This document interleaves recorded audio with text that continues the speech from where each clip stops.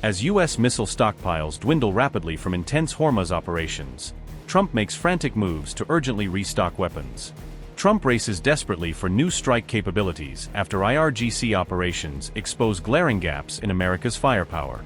Is the U.S. Navy rushing long-range strike capability tests because its existing arsenal falls critically short against Iran's defenses?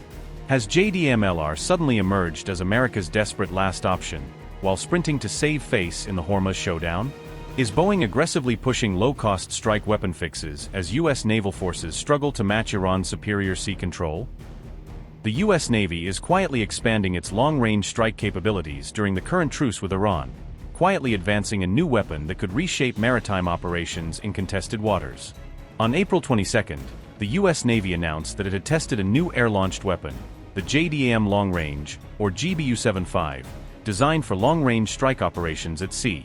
The JDAM-Long Range, designated GBU-75, is an advanced turbojet-powered variant of the Joint Direct Attack Munition, or JDAM, giving it far greater reach than the standard unpowered bomb.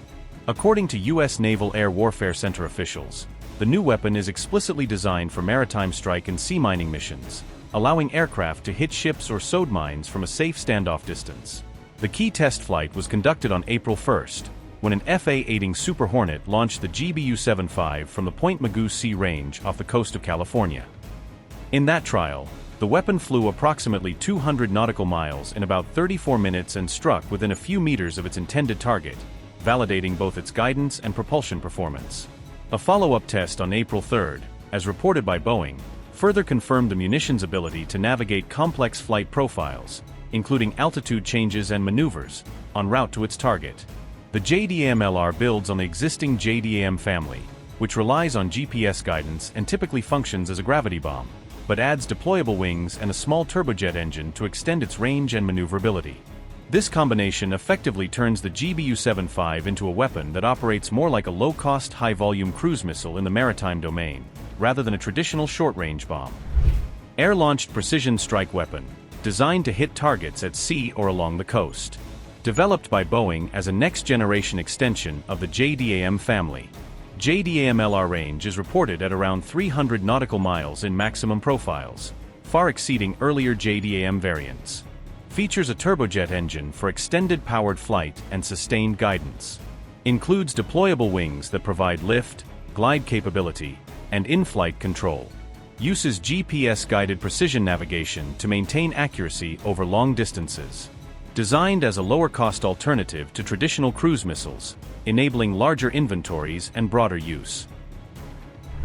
The GBU-75's range significantly exceeds that of older U.S. anti-ship weapons such as the Harpoon and SLAMER, at least in some configurations and launch conditions. Boeing officials have said the weapon brings the cruise missile concept to the JDAM family at a lower cost, aiming to fill the gap between expensive missiles and short-range bombs. This capability would enable larger production volumes and more flexible operational use during wartime, allowing fourth-generation fighters to carry multiple long-range munitions without relying heavily on limited missile stocks. The tests come at a moment when maritime challenges in the Middle East are intensifying, and the U.S. Navy sees long-range strike flexibility as critical to operating safely in highly contested environments.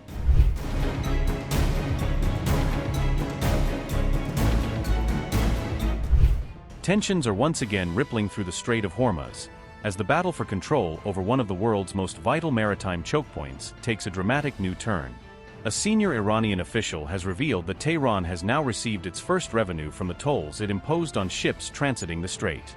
Iran's Deputy Speaker of Parliament, Ahmadreza Hajibabei, says this initial payment has already been deposited into an account at the country's central bank, signaling that the new toll regime is not just policy on paper. Ahmadreza Hajibabei said, and I quote, "The first revenue received from the Strait of Hormuz tolls was deposited into the central bank account." Unquote. The announcement, first reported by Iran's Tasnim news agency, was quickly echoed across state-linked and domestic media outlets, amplifying the message that Iran is now monetizing its control over Hormuz. However, Iranian officials have offered no further clarity on how much money has been collected so far, or exactly how the tolls are being calculated and enforced on passing vessels. The Strait of Hormuz has been at the heart of the crisis since war erupted on February 28, transforming from a tense waterway into a central flashpoint in the US-Iran confrontation. Since then, Iran has sharply restricted maritime traffic, allowing only a limited number of carefully screened vessels to pass through the narrow channel. All this is happening in a corridor that carries roughly 1/5 of the world's oil and gas flows, meaning any disruption here sends shockwaves through global energy markets. Beyond oil and gas, the Strait of Hormuz also serves as a critical route for other essential commodities, linking producers and consumers across Asia, the Middle East, Europe, and beyond. In recent weeks, Tehran openly debated imposing tolls on ships, warning that shipping conditions in Hormuz would not return to pre-war normal levels anytime soon. On March 30th, a key parliamentary security commission signed off on the toll plan, even as it remained unclear when, or if, the full parliament would hold a formal vote to codify the measures. Yet, even as Iran quietly banks its first toll revenue, Trump declared that the United States was in complete control of the Strait of Hormuz, deepening the gap between American rhetoric and Iran's on-the-water reality.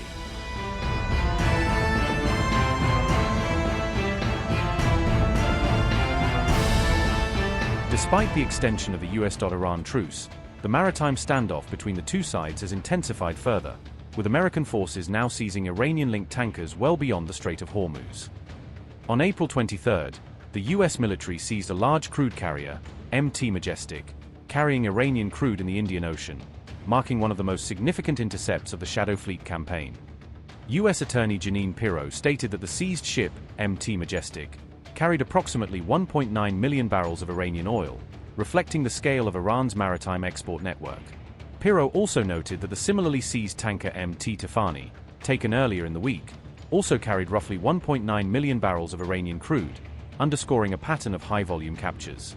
The location of the Majestic seizure was close to where the Tafani was boarded earlier in the Indian Ocean, suggesting that US forces are focusing on a specific corridor used by Iran-linked tankers. Pirro added that her office has executed some of the nation's most complex seizure warrants, positioning these operations within a broader legal framework for targeting sanctions-busting vessels. The attorney also hinted at the earlier seizure of oil tankers carrying Venezuelan crude, including the ship's skipper, Bella 1, and Veronica. The US Department of War justified the operation as an effort to intercept ships that are alleged to be violating sanctions and supporting Iran's war-related revenue flows. These seizures form part of a wider American crackdown on Iran's so-called Shadow Fleet, a network of tankers that operate under false flags or limited identification to evade scrutiny. The broader aim is to squeeze Iran's oil revenues, which have long served as a critical source of funding for Tehran's military programs and regional activities. The US military has claimed that its blockade and interdiction measures have so far forced at least 33 ships to turn back or return to port while attempting to navigate the Strait of Hormuz area. The latest seizure of the Majestic came shortly after President Trump claimed total US control of the Strait of Hormuz and issued shoot-and-kill orders against vessels ignoring the blockade. Donald Trump said, and I quote, "Iran is having a very hard time figuring out who their leader is. They just don't know. The infighting is between the hardliners, who have been losing badly on the battlefield, and the moderates, who are not very moderate at all, but gaining respect, is crazy.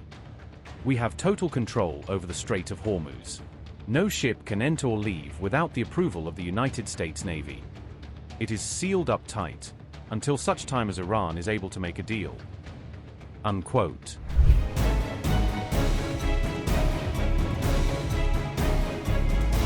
US missile stockpiles are significantly depleted after weeks of intense operations in the Iran war, according to exclusive reporting from CNN on the escalating shortages. The US has used up nearly 50% of some key precision-guided munitions, including vital interceptors, burning through reserves at an unprecedented pace. The Pentagon has warned of a near-term risk to overall military readiness if these current high usage rates continue without immediate resupply efforts. Replenishing those missile stocks could realistically take between 1 to 5 years due to severely limited production capacity and overwhelming global demand. According to reporting cited by the Wall Street Journal, the Pentagon is now pushing major US automakers to pivot into weapons production. The US War Department is said to be in talks with household names like Ford and General Motors, exploring how their assembly lines can be adapted for war. Officials are exploring whether auto factories can be retooled to produce missiles, loitering munitions, and other tactical hardware at scale.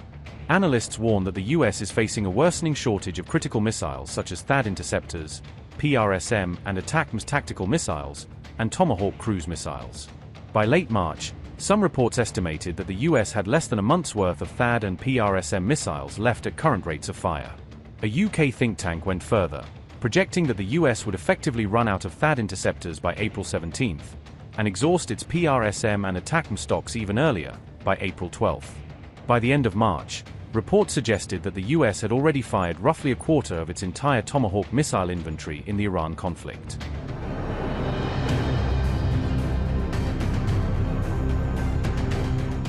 The Islamic Revolutionary Guard Corps on April 21st staged public displays of ballistic missiles in several Iranian cities, underscoring the country's emphasis on its missile arsenal amid the ongoing war.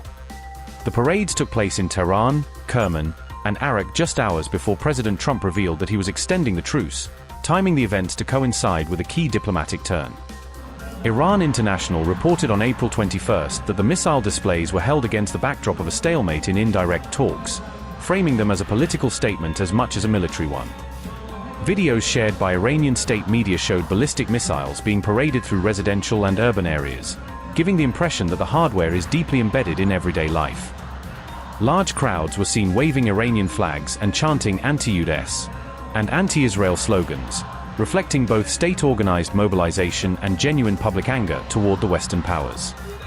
The crowds also chanted slogans praising Iran's military establishment and calling for strikes against Israel, signaling that domestic sentiment remains firmly behind an assertive posture. Hezbollah flags were visible at several locations during the rallies, underlining the ideological and operational alignment between Iran and its regional proxy network. At the Tehran rally, the Garda ballistic missile was prominently displayed in a central square, drawing attention to one of Iran's key long-range systems. In another part of Tehran, the Khorramshahr-4 ballistic missile was also put on display, with state media using the imagery to project reach and deterrence. An image attached to one of the displayed missiles reportedly identified a potential target as Ras Gas, a liquefied natural gas firm in Qatar, suggesting that Gulf energy infrastructure is on Iran's hit list. These displays form part of a broader pattern of regular, ongoing pro-government rallies that have been held across Iran since the war began on February 28.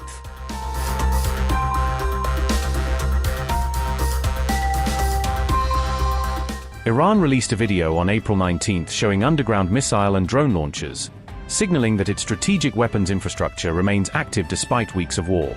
The IRGC-linked video portrayed ongoing overhaul and reconstruction work on Iran's missile and drone stockpiles, suggesting Tehran is trying to showcase recovery and resilience during the ceasefire. IRGC Aerospace Force Commander Saeed Majid Mousavi said the replenishment of arms had been accelerated, according to reporting cited by Iranian outlets. Mousavi said the pace of replenishing weapons increased during the ceasefire period, indicating that Iran used the pause to restore parts of its arsenal.